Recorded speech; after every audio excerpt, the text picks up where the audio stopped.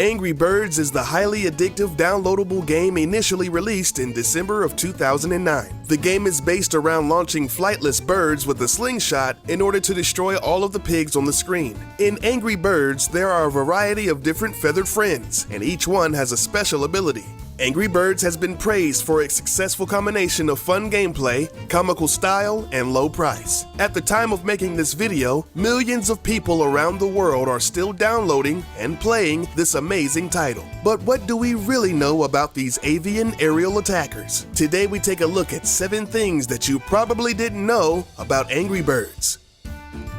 If you learned at least one thing, or you just liked the video, then please leave a thumbs up. Birds was created by Finnish game developer Rovio Entertainment. Yes, Finland, the same country that birthed other video game hits like Max Payne and Clash of Clans. In its first 5 years, Rovio developed over 50 game titles. In 2009, they came up with the idea for Angry Birds after someone on the team made a sketch of some funny-looking wingless birds. Later, they formed the idea of flinging them through the air with a slingshot into haphazardly built structures. They kind of got that idea from another game called Crush the Castle.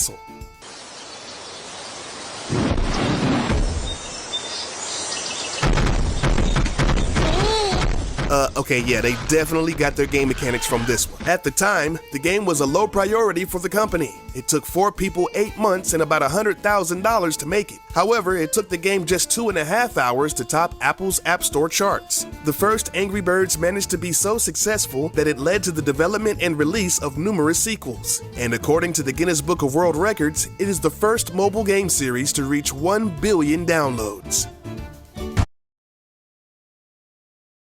Is to throw those birds through the air into flimsy buildings, it's even better when you get to smash directly into the egg-stealing green piggies. But why did the developers choose these particular critters to be the foes of the Angry Birds? In early 2009, the H1N1 virus, also known as the swine flu, was a global pandemic and was plastered all over the news and other media outlets. Rovio decided to make the pigs the enemies for that very reason. They also made them green and sickly because it just seemed fitting. Although they are the main opposition, are they really as bad as their title? On the official Bad Piggies Twitter account, a fan asked if they would ever use weapons against the incoming attacking birds. They responded with, "No, we just want some eggs." This confirms that the pigs in the game have no desire to harm the birds and are just trying to get some breakfast.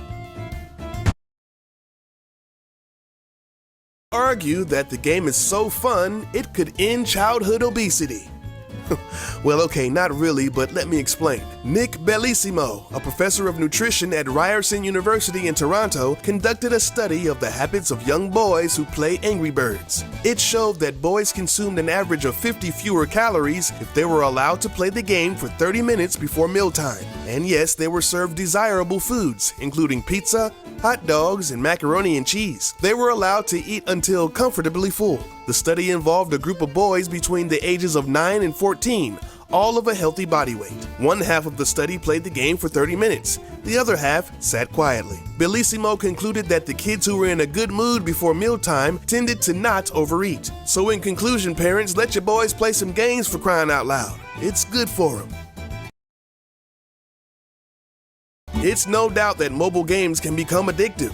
In recent history, players of the games Farmville, Candy Crush Saga, and Fruit Ninja admitted to playing their respective games for more than 3 hours a day while at work. Mobile games are easily accessible, always at your fingertips whenever you need to get a fix. At one point, Angry Birds was the center of controversy in American business. Researchers found that the game was so addictive that it led to an estimated $1.5 billion in lost revenue due to lack of productivity in the workplace.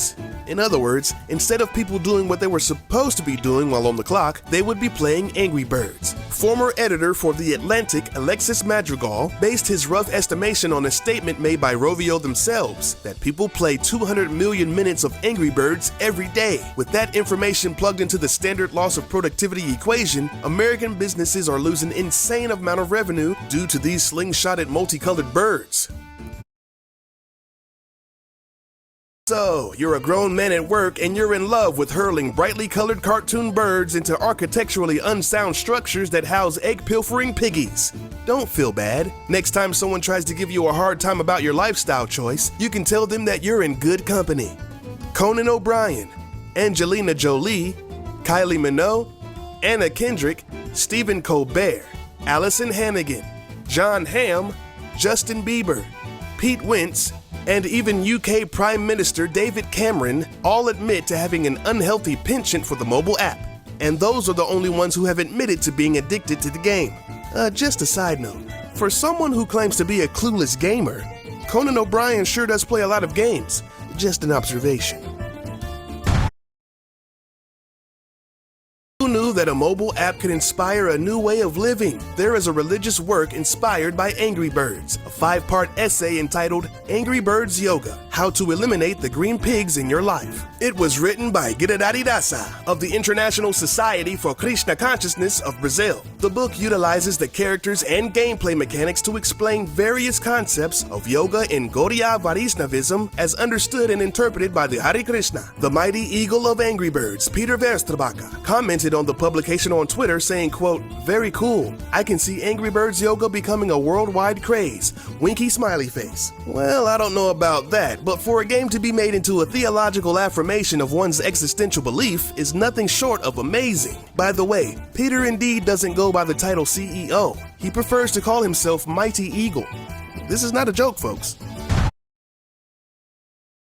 As would any popular gaming franchise, Angry Birds has a slew of merchandise. Besides all the toys, t-shirts, and tablet skins, there's some other pretty cool items. There's an Angry Birds soda. A company called Ovi made soft drinks based on the popular game in 2012. The flavors of the drinks include Tropic, Paradise, Lagoon, and Space Comet. Are you in the mood for some Angry Bird fruit chews? These assorted gummies can be picked up at your local grocer. Currently, there are 11 official fun parks based on the Feathery app stars. 2 of them can be found in the UK, while China, Malaysia, Russia, and Spain each have 1. The rest can be found in Finland, with the largest located in Sarkaniemi Adventure Park. In March 2013, the Angry Birds started to syndicate their own cartoon, where the plot of the series centers around the rivalry between the birds and the pigs. Right now, they have 104 episodes over 3 seasons. And to top it all off, there's even an Angry Birds movie. The animated film has a star-studded cast of voice work, including Jason Sudeikis, Danny McBride, Maya Rudolph, Kate McKinnon, Keegan-Michael Key, Bill Hader, and Peter Dinklage. It is the first downloadable mobile game to be turned into a feature-length film. Pretty cool. Watching. We hope you enjoyed this video. If you did, then please leave a thumbs up and subscribe to Arcade Cloud. Next time you see your buddies, you can blow their minds with some of these amazing facts. Now, if you'll excuse me, I got some oinkers to annihilate.